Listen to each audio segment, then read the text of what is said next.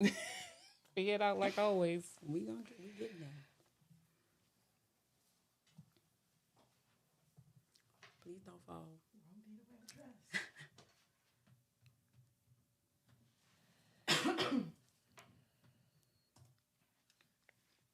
Hey everybody.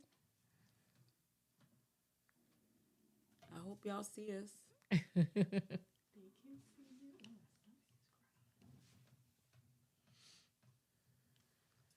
Waiting for everybody to come on in. Make sure y'all tell people come on in. Come into the room. Come to Let's Talk. Join in.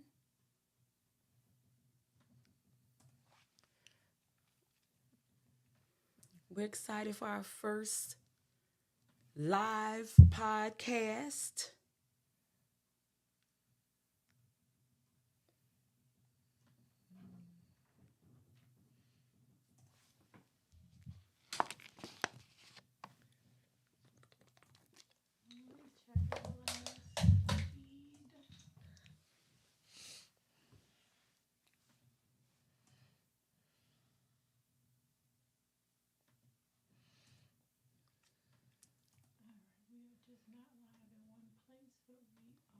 But we getting there. We getting there. Yeah.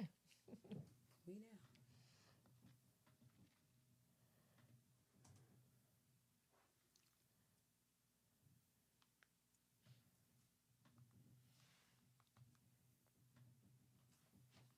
All right. Denise, what happened to the live at 1:30? We late, y'all. We late. There's sometimes technical difficulties, but we are here. We're here now. We made it. Welcome. Hello, everybody, and welcome. Thank you so much for joining us. So welcome to our very first podcast, and thank you everybody for joining us. My name is Rochelle Wilcox. I am the co-founder and CEO of For Providers by Providers, and I am your co-host and producer of, look, y'all, I get to be a producer of our very first podcast and many more to come of Let's Talk from For Providers by Providers. And welcome my other co-host. Hi, everybody. Well, I'm Christy Givens. I'm co-founder also with For Providers by Providers, and I am the CFO. And I'm also co-host of this podcast and my first time being a producer too. We have one other person here with us. Hi, I'm Marcia Gaspar, Program and Operations Manager for For Providers by Providers. Welcome. I'm also the producer of this podcast, writer, scripter, all of those things. So you'll see me when you see these ladies as well. So, ladies, we are here today to talk about our very first podcast and For Providers by Providers. So, why? Why is For Providers by Providers in existence and doing such great work? So why For Providers by Providers? One, what Christy and I didn't do is really introduce ourselves and why we are here and what we do. So we said our names, but what we didn't do is say the great work that we do. So Christy and I I've been in early care and education for over 25 years, but I've been a center owner for 18 years. I own Wilcox Academy of Early Learning. We have 3 early learning centers in the greater New Orleans area. We had 4. We just closed our 4th location, but we have our another location that's coming in 2025. It is going to be a beautiful location. I'm super excited about our new location that's coming in Central City, which is where I grew up in Central City. So I look at it as a way to give back to the community that raised me. It is going to be this great 10,000 square feet building that is going to serve a great underserved community. So I'm super excited about that.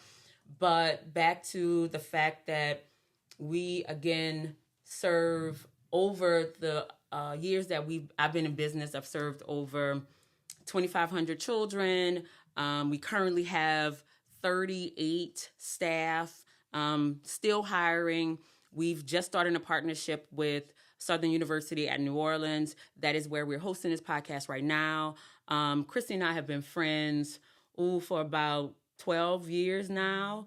And we, most people don't think that providers are friends, but Black businesses have to support each other, and we started we found that out very quickly and just started calling on each other and really depending on each other. And I think whether we realize it or not is that for providers by providers started with probably one of our midnight calls or early morning calls and just blossom from there. And that is just a little bit about how For Providers by Providers started organically, but just with her and I. And then in the midst of COVID, when we were just trying to figure it out, like what is happening? What are we doing? We got together with several other providers. We would just kind of talk and figure out, hey, what are you doing? How are you handling this? What's going on with your centers? What are you talking to your parents about? Because what people don't realize is that a lot of center directors just sent out a letter to their providers to say, hey, we're going to be closed for a week, or we're going to be closed for 2 weeks. And that week or that 2 weeks turned out into 4 or 5 months. Or some center directors chose not to close at all, but they're still trying to figure out how they were going to do that. What were best practices? And things were changing every week or every day. And so we got together and really put out what recommendations would be. And we were talking to the CCR&R, and we were talking to the state, and we were really getting together and to put out those best practices and best and those recommendations. And we just thought, you know what, this is really good. And that call that we would have that we call Let's Talk Advocacy, that we'll talk about later more, really helped change a lot of the systems that that we saw come out in what the state called Start Smart or Start Strong. I don't remember. It's been several years now. But what we thought, we was like, we have to codify this. We have to really make this something special because we're stronger together. So the why in Let's Talk and into For Providers by Providers is that we know that we have allies out there. There's other agencies that's out there, but there is nothing like being able to tell the story that on your own, and do it for yourself, right? We appreciate all the people that support us. We appreciate those grass top agencies that are out there every day that's going to advocate for us.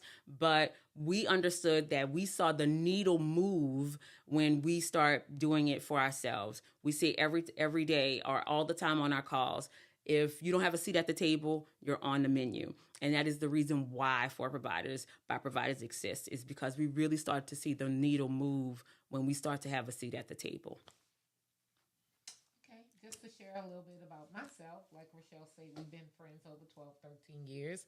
We have talked to each other. We have cried together. We stop each other from going out of business together because like I can't do this anymore. Yeah. But I've been in early childhood. This year will be my 25th year anniversary, July the 10th.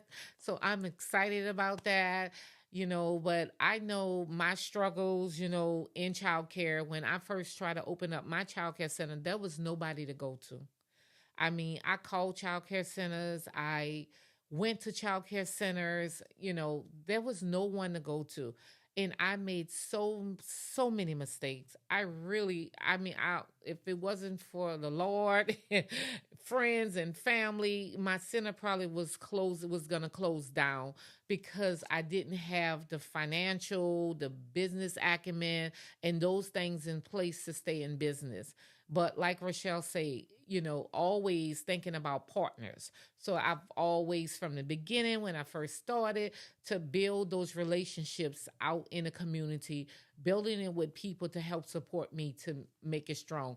So when we used to sit at the table and just talk about it, mostly me and Rochelle, and then other centers, because a lot of things was going on, and we didn't know what was going to happen. So, we just say, hey, let's start something. We have been through all of these things. I think we have a grasp on it. We are very passionate women. We don't want ourselves just to succeed. We want everybody in early childhood to succeed. So we decided, let's start for providers by providers. Because we know, like Rochelle said earlier, we know there's a lot of people out there, shout out Hamilton and everybody else, but we wouldn't be where we at if it wasn't for those people. Correct. But the thing is that nobody knows early childhood like we do. You can have all the research, you can have all the knowledge, all the education, because me and Rochelle is very educated about early childhood. But the most knowledge and experience I got was from hands on. And that's the stories and that's the things that I wanted to share with other people, because I didn't want people to have to make all the mistakes that I had made early, and I felt like nobody shouldn't have to go through that. So that's how we started for providers by providers. First starting like the call, just on a Let's Talk advocacy call, just talking to everybody and everybody just hearing and seeing that we share the same stories. Yeah. We have the same issues. Nobody issue. If maybe you're 5 years, I did that 5 years ago. I did everything that you have done, I have done. Now let's make sure you don't do these things. And this is why this was started. So not only 25 years, I have 3 childcare centers. I have 2 childcare centers that's NACE accredited. We have to renew our NACE accreditation this year. So we're going for all 3 childcare centers to be NACE accredited. And we're very excited about that, and we always want, anybody know they could call me on the phone, whatever knowledge I have with it, anything I can share, I'll come to your center, I'll sit down with you. But, everybody know me that the first thing Christy want to do is do that budget with you. That's the first thing. Hey, let's talk about that budget, because that budget and having those financial things in place help you to be successful. So the vision that we have and the mission that we have for these children that we love and we so passionate about, but we have to make sure those business acumen is in place. And we'll talk about that further. But that's why we started for providers by providers. So for providers by providers is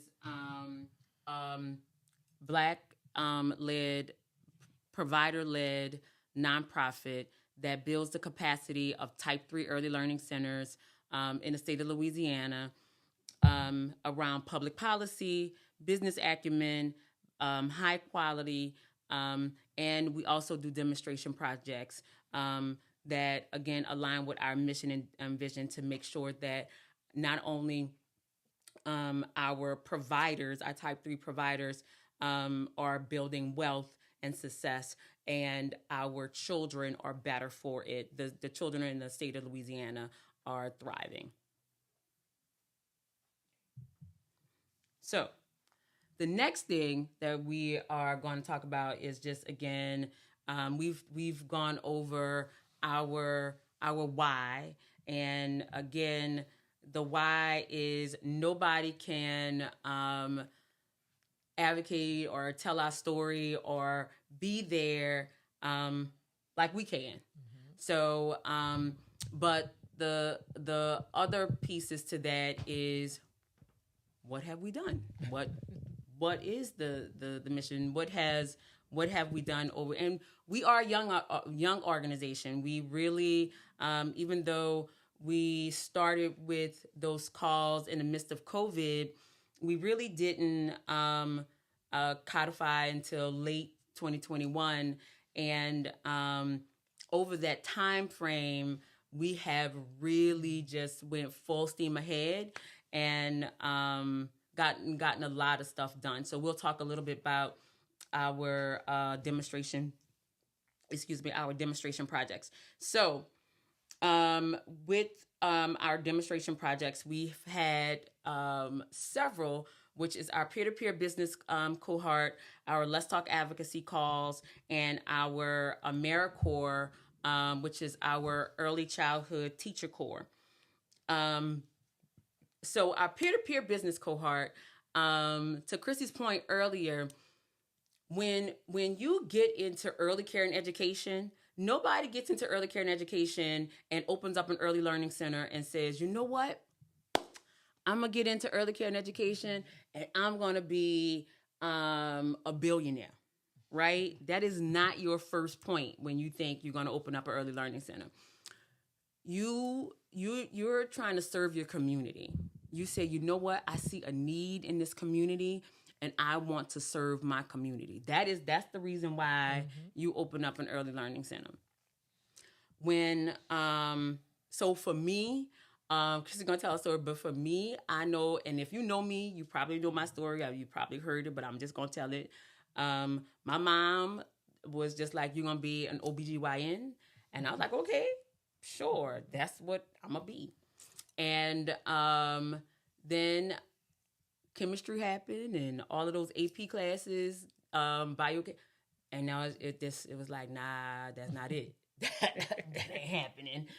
And you know, as a kid, you really do follow. You listen to your parents, and you want to make your parents proud, and you are really just focused on those things. And what saved me is that because we were poor, and I had to do work study. That was part of my financial aid, and I had to work in the student lab, which was the early learning center at Nicholls State. And it was phenomenal because working in that student lab, even when I didn't go to class, because I'm going to just be honest, I ain't ashamed. What I learned at our conference, and we're going to talk about our conference, is that you should not, from Dr. Tammy Wilborn, told us not to be ashamed of our scars and our past. And I'm not ashamed because I didn't always go to class. And my son is watching. He said he's going to watch the podcast. And I'm telling you, you should go to class. I didn't always go to all of my classes, but I always showed up to my work study assignment because I loved being in the student lab. And that is when I knew that early learning was for me. And from that moment on, I didn't have the words for it. I changed my major at the time, and it was child psychology, because to me that sound better than at the time it was daycare. That sound better. Child psychology sound better than daycare. So and that was going to be my end to tell my mom that I wanted to work in daycare. And then I came home and I went to Delgado, and she was just like, no, you can't work in no daycare. You too smart for that. And and it was, again, a challenge to get my mom to understand that I really loved working with young children. And so from there, I went and started volunteering at Agenda for Children as a registration assistant, because Agenda for Children was on St. Charles, and that was my in into working in early care and education, getting trainings, because there is a difference between getting the book knowledge and really getting those specific trainings that you need to work in early care and education. And so I started to be a registration assistant with Agenda for Children, working with Judy Watts and working with Mama Olaila and Miss Kathleen and Lana Dumas and all of those ladies way back when. And then Miss Olga Jackson, who was working over there at that time, she was just like, you need to really maybe look at getting your CDA. And so I started doing that process, and then went and got my associate's degree at Delgado. But it also, and I'm saying all of this to tell a long story, but it takes people to believe in you, right? And so I started the CDA process, then got my associate's degree in early care and education, and then went into a home base, a family child care in my home. Started, I lived in a lower ninth ward at that time. This was before Katrina. We lost our home in Katrina.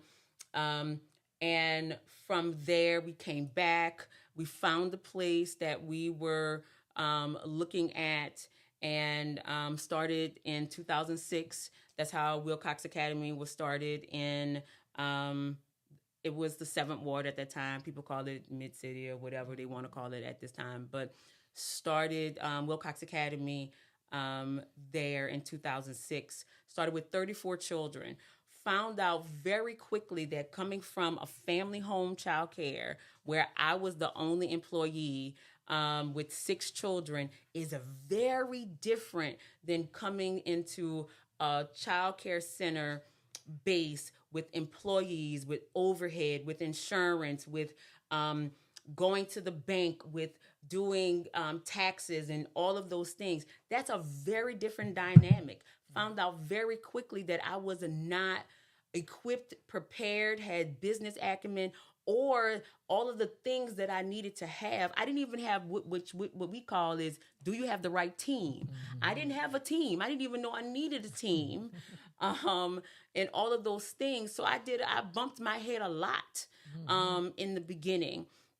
And so what peer-to-peer business coaching does, and this cohort does, is prevent you from making all the mistakes that Christy and I made in the beginning, whether you have been in business 1 year, whether you're trying to get into the business, whether you have been in the business 5 years, or maybe whether you've been in the business 20 years. There's a lot of things that you make those mistakes in becoming and being in early care and education. There's a lot of people out there that say, oh, I can help you, right? But they've never walked a mile, an inch, 5 miles, 10 miles in your shoes. You know, there's that old song, Walking to New Orleans.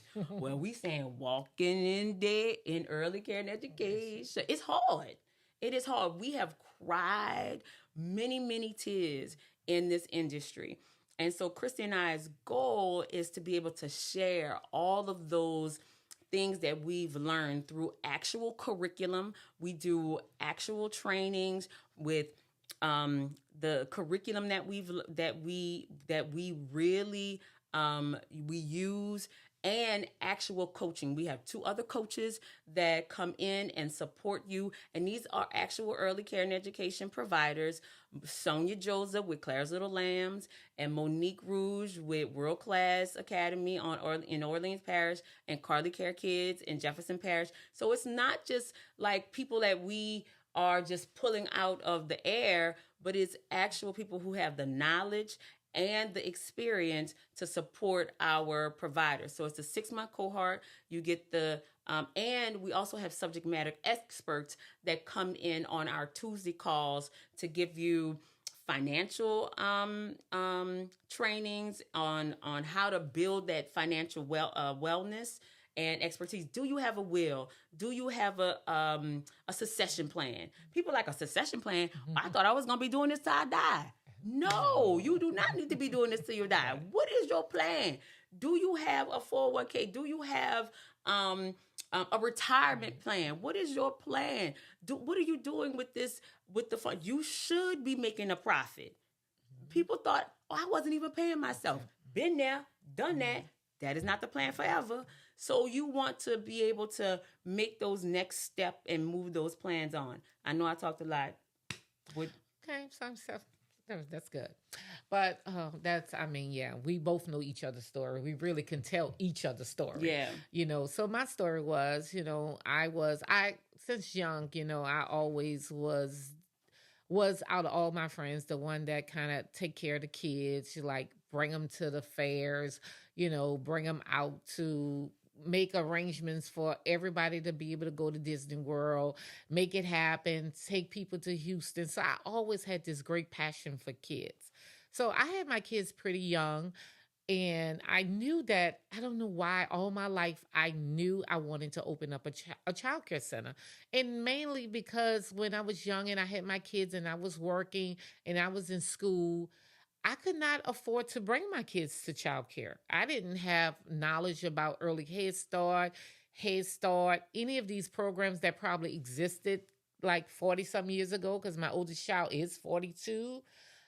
She's probably listening and say, "Mom, I'm 41," but I don't know I don't know her age.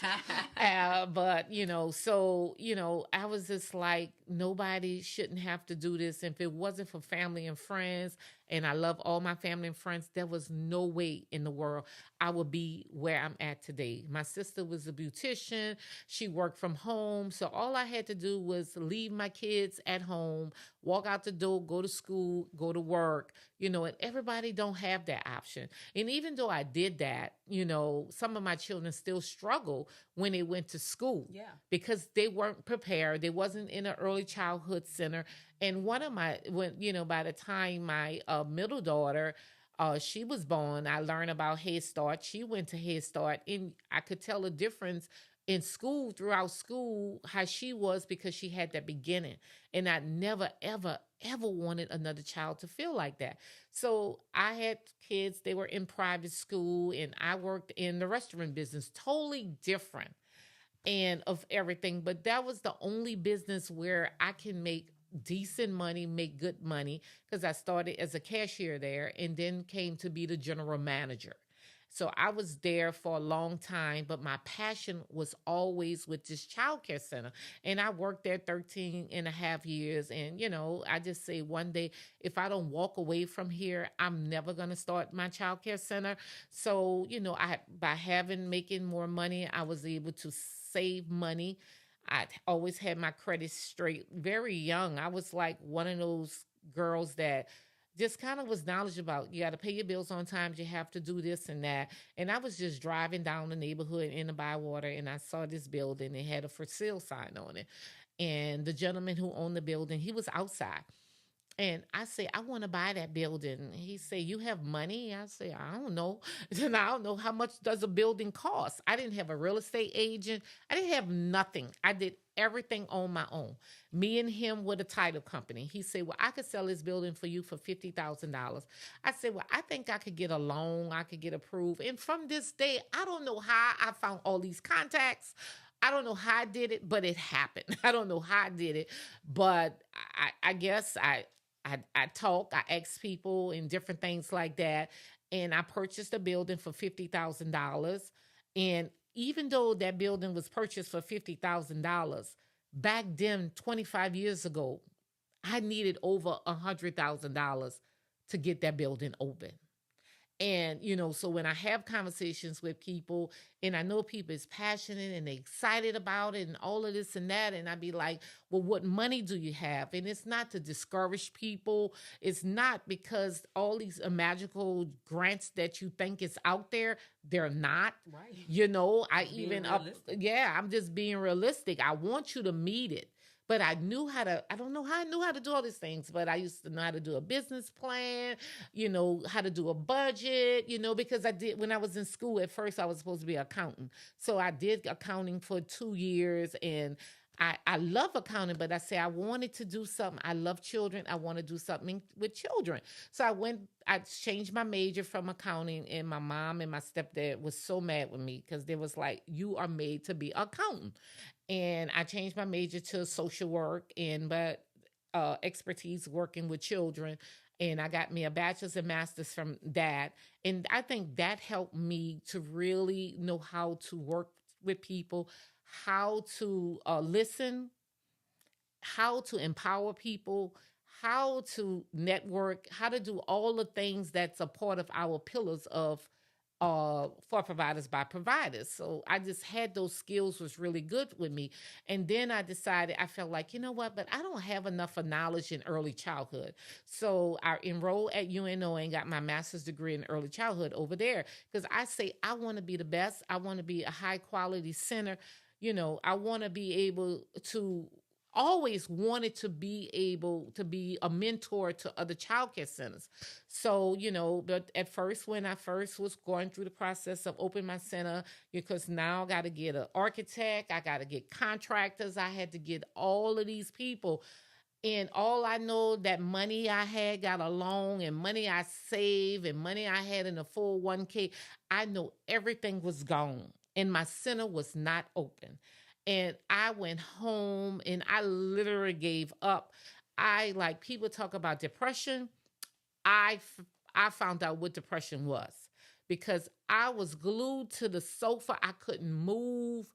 And all I know, my son, I think that's why he gets away with a lot of stuff now from me. And the Lord must have talked to him. And I was just sitting on the sofa, and my son came and touched me. And he was like 12, 13 years old, and he didn't much know what was going on with me. And he touched me. And just this spirit came through me. And the only words my son told me was, Ma, you have to believe. And I got up off of that sofa and I just started walking and moving and problem solving. And within 6 months, my center was open. Yep. I mean, he saved me because I was in a deep depression. And I know how hard it is because early childhood is a very hard field. Mm-hmm. And I don't want anybody to ever go through anything like that. And so when we was, like me and Rochelle's stories and our experience, this is why the pillars that we came up with, we believe in that people being educated. You got to know knowledge about early childhood. You have to understand it. You have to know what a curriculum is. You have to know how to work with teachers to educate them. So that's why we do the professional development training with it. We have advocacy. Advocacy is very important. And young in early childhood, I knew that was important because I got out of my center and I was I was at the signing when the governor, Kathleen Blanco signed on the first thing. I was a part of that. I was a part of with United Way. And I just would go to meetings, because I would go to agenda and I would find out about all these things. So I learned early I had to advocate. In school, I learned about empowerment. And that's one of our pillars because it's building people to be able to stand on their own. And that's what we know in early childhood. We love all our other people that help us, but you got to empower yourself. Because at the end of the day, when you walk out of there, you going home or you in that center, you got to be empowered. You have to know how to make decisions. You have to learn how to come up with solutions. You're going to have to learn how to bring a team together to make it work for you so you can have a full capacity and you could do all these things. So empowerment was very important to me. And then one of our other pillars is wellness. Wellness is very important to me because if we don't take care of ourselves, we can't go out and do the work. You have to be well. You got to be well mentally, physically. You got to take care of yourself. You got to take time out to go get your hair and nails done. You got to go walk and exercise. And so we promote that. And we're going to talk about that when Rochelle talk about our conference and just the professional development in it. I mean, I went to school, every agency that did something, I made sure I was a part of it. I had knowledge. And that's one thing where I know I have one of the best skill set is in how to run a high quality center and how to retain staff because I educated, me and Rochelle both, we educated ourselves in this so much. And that's why we want to share all that with other people because we know in early childhood, it's a turnover rate. And that's why me and Rochelle and everything we're doing, we're being very problems like solution solvers. Like we came up, Rochelle going to talk about later with our AmeriCorps program, and it's here to help the workforce and also to help providers. And right now we have 8 whole sites that we're working in, and we're wanting to grow it and expand it throughout the state of Louisiana. So we're proud of that program. And then our business acumen. Like remember, I was there accounting, and my stepfather was accounting. So we sat down, we always have conversations. So he always told me about profits and loss and financial statements and budgets and all of this. And people who come to me, that's the first thing I'm going to say. We can't move no further until we have these things in place. We got to have a business plan. We have to have all that. So that's why that's an important pillar for us in networking. Me and Rochelle, we do so much of networking that now our business has grown. Like Rochelle have 3, about to open 4. I have 3. So we're like in our centers, but kind of on the outside. And so we're a part of so many organizations that we partner with because we know we have to be out to network to be able to support our providers, to support our child care center, and support our community. So that's why for providers by providers, pillows wasn't just scraps from like, oh, I like that word, I like that word. It was a part of us where we had to do our life and struggle of early childhood. And that's why those pillars are so important to us. So yeah, so absolutely, and that is one of the other things is like Christy said. So the one of the pillars is collaboration. So getting together so we can collaborate and because one thing that people think is that, and what we know is that as an early care and education or an early learning center provider is that you're just used to working in silo. You just in your center trying to keep your doors open, just trying to manage because you're wearing multiple hats. You are the social worker, you are the cook, you are the janitor, you are the accountant, you are the all of the things. You are the advocate. You are. But what we do know that you are stronger together. You have to get out there, knock on a door, see what other people are doing so that way you can make yourself better. So we want to be able to be collaborative partners in this so that way, especially, there's a change in administration. There are things that are going on. We have to collaborate with each other so that way we can elevate each other. So we want to make sure that we are always constantly elevating. And that is where peer-to-peer business coaching comes in. We want to make sure that we're building capacity. So the more you can we build your capacity. You can build your capacity, build the capacity of your staff. You can have a leadership team so that way you can not be inside your building. You can be outside your building working on your business, right? And so that is what we want with the peer-to-peer business cohort. So be on the lookout if you are a member, you need to become a member of For Providers by Providers. At the end of this podcast, when you are seeing it, there'll be a link to become a member of For Providers by Providers, and you'll know when the next peer-to-peer business cohort is. One of our goals is we are For Providers by Providers Louisiana. We have membership throughout the state of Louisiana. However, right now we are heavily Southeast Louisiana, but we are coming to a parish near you. So make sure throughout 2024, we are going to several different parishes, and we will have some like a hub in parishes throughout Louisiana. So you'll have somebody that you can say, hey, that is For Providers by Providers person that I can depend on. And we'll have that in our peer-to-peer cohort. So the next thing that we'll talk about, and we've said, is that we have our Let's Talk Advocacy meetings. Now we have those three every Thursday except the first Thursday of the month. And the reason why we don't have the first Thursday of the month is because LDOE has their meeting on the first Thursday of the month, except in January. They didn't have it in January. I don't know why they didn't. But we have it. We have our calls 3 weeks out of the month, except the first week because LDOE has their meeting. And on those calls, we bring you news from throughout the state of Louisiana about what's going on in early care and education from the federal, the state, and the local level. What you need to know, what's going on, and those are the calls that are so impactful. What's going on in your center? What is going, especially when session happens, when legislative session happens, we make sure that you know what bills are being passed. If you need to take action, what are talking points that you need to know? Do you need to go to a BESSing meeting? What's going on the advisory council? When those meetings are happening, what's going on at your local level?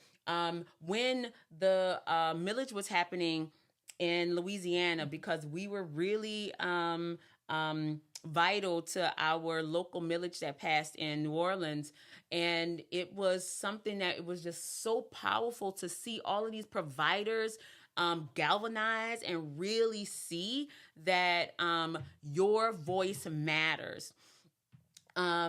And you can make a difference. And just because New Orleans has this millage that is $21 million per year for the next 20 years. We are the blueprint, but there are 13 other parishes that are trying to do a millage in the state of Louisiana.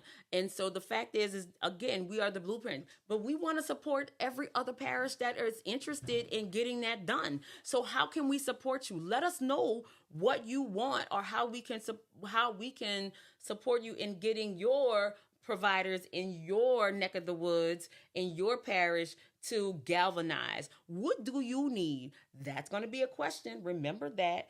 What do you need us to support you in your parish? How do you want to see for providers by providers show up for you? That is what our goal is.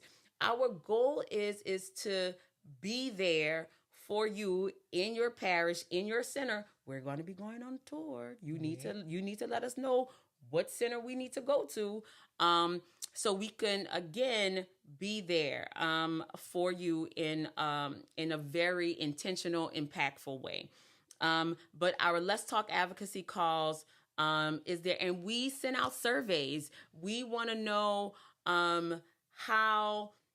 what you need, and those Let's Talk advocacy calls are built by you. What the information that comes into us, the information that we get off, because we have meetings with LDOE specifically. What we do on those, when we have those meetings with LDOE, we say our provider said this is what's going on in their center. Our provider said, hey, this is what we heard directly from them. This is what they need. And they're just like, oh, and providers are just getting the support that they need. So if we don't hear from you, silence means approval. We need you to say, this is what we need. Especially about this podcast, we asked on our provider call, what do you want this podcast to be? Who do you want to hear from? Well, of course, the first podcast is going to be us, right? We need you to tell, we need to say who we are, what is it going to be like, what to expect, and then the provider said, hey, we want people about insurance. We want more business people. So yes, we are going to have people to come on and talk to us about that. But we need to know what you want, right? Mm-hmm. We're going to have special guests. We're going to have guests beam in or zoom in, like, I might be dating myself, like, beam in like Scotty or whatever, but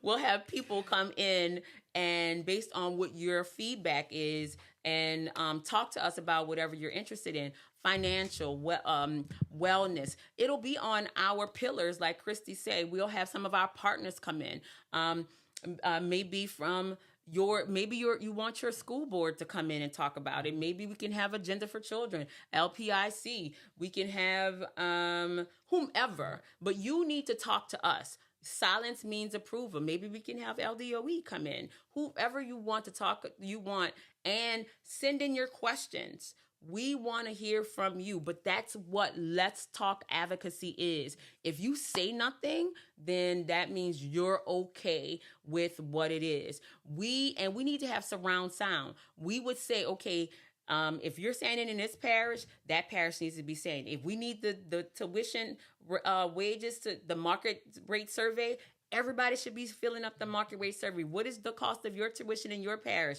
That needs to be the same thing that we're saying in your next door neighbor. This is not a competition. There is no competition. We want everybody to win. We have to say that, that was an executive order from our current president that says that early care and education is a priority for him. So the businesses, I was at a SBA, thank you. I was at SBA yesterday, and they are making that a priority. With lending to childcare centers, they're making that a priority because that came from the top, from our current president, that he wants that as a lending tool, or making sure that they're providing more lending tools to childcare centers. We need to make sure that we are, again, making sure that that's a round sound, right? What are you saying? What do we need to have here? And since I was there yesterday, we're going to have them come to our conference. We're going to have them speak. What do you need from us? So I'm just saying that we have to make sure that we are making sure our voice is heard. If you don't have a seat at the table, you're on the menu. So that is what our Let's Talk Advocacy call is about. Let us know what your pain point is. Let us know what we need to be saying to LDOE, what the things that you need to be mentioned in the advisory council. What are those things that we need to be mentioning to LDOE? What are those things that we might need to take to the federal lobbyists or whomever we might need to take it? We are your advocate. We are those people, and you. Because when we go to LDOE, we need 50 people to come with us. That's right. So we need Bessie all of board them. meetings, Yes, the everything. Bessie meetings, absolutely. So we need y'all. We in this together. So the next thing we're gonna talk about is our AmeriCorps. So what Christy and I are really good at is we see there's a gap and we try to fill it. Like, the fact is that we sit, to Christy's point earlier, we sit on a lot of boards. Like, I was the first board member, the first provider to sit on Agenda for Children, which is CCR&R here board. We sit on a lot of boards. We sit in the steering committee, and that is where you should be.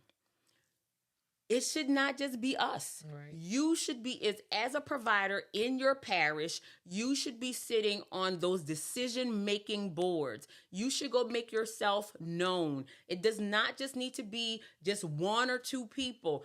Everybody, you should be making yourself, the squeaky wheel gets the oil. Go make yourself known to those people, your council member, your parish president, your mayor, all of those things. They see me coming.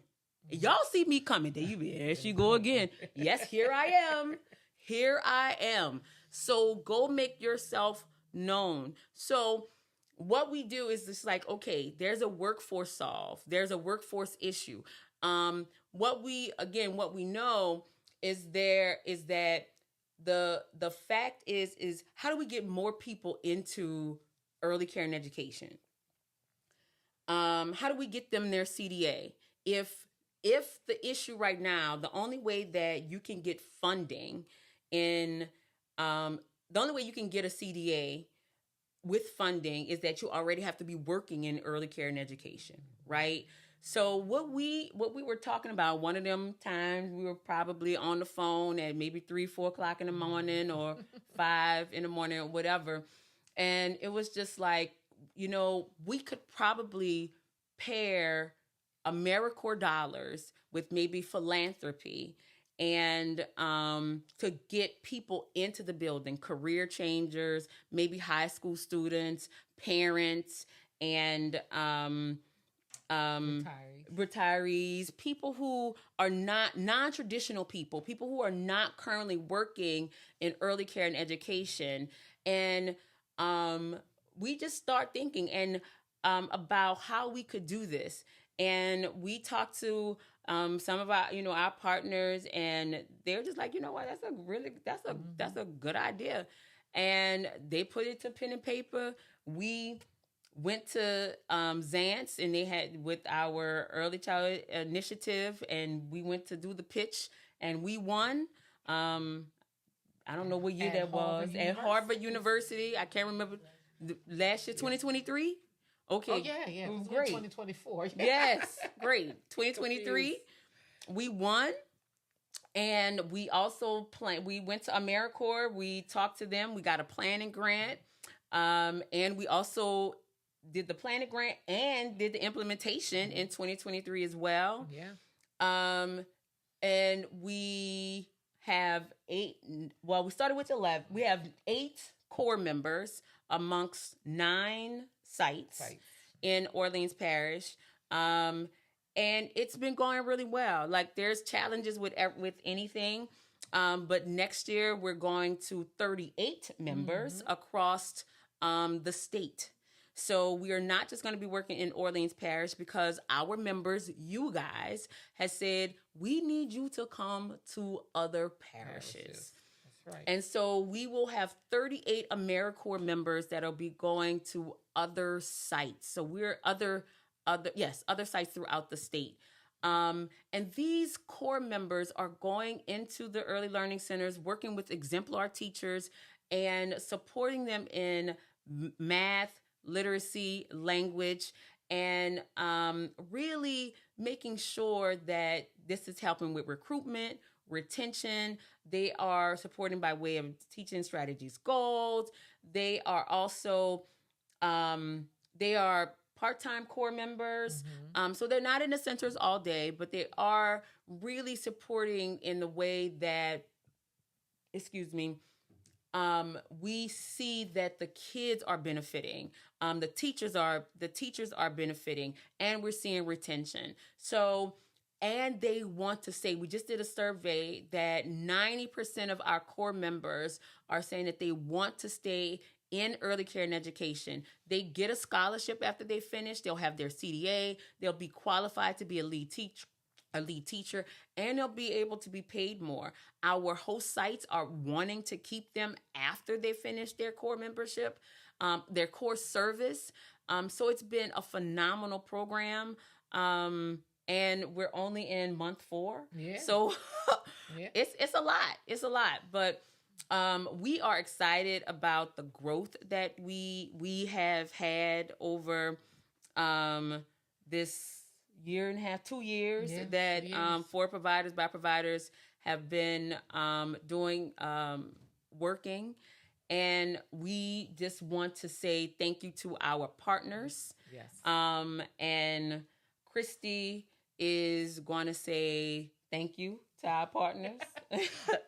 Rochelle just said it, but we, like I said, but I did say earlier, we really appreciate everybody. And if it wasn't for all our partners, and I don't want to name none, because if I do, I miss somebody, and I don't want to miss anybody. But we have a total of about 20 to 25 partners, and we are excited. And to have that many partners, and we only been in this for like 2 years, that is amazing. Yeah. And we're building relationship and collaborating with more partners every day.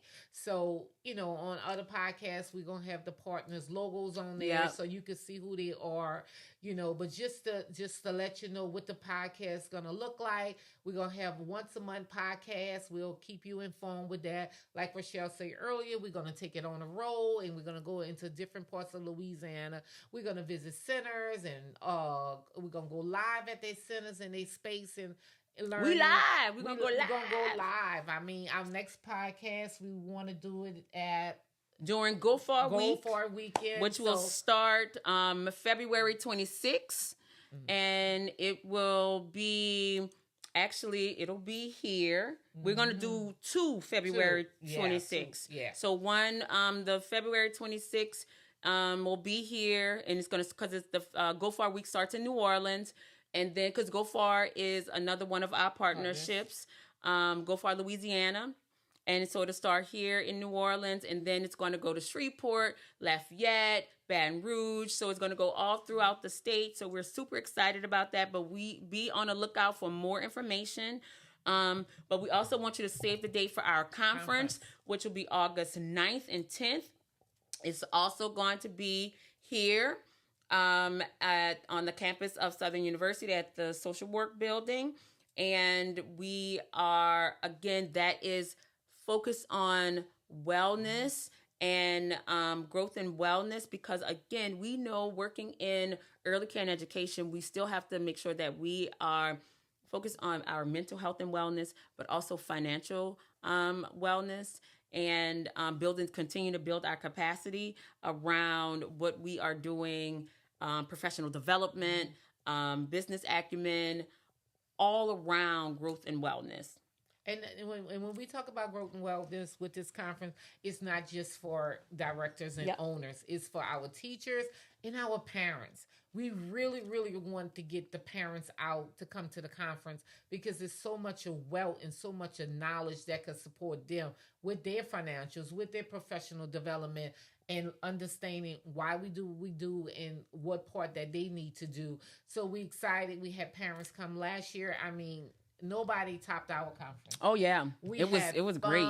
We have fun, but we be serious. We had second line, we had dancing, we had massages, we had facials. I mean, we had everything, and we had the food was amazing.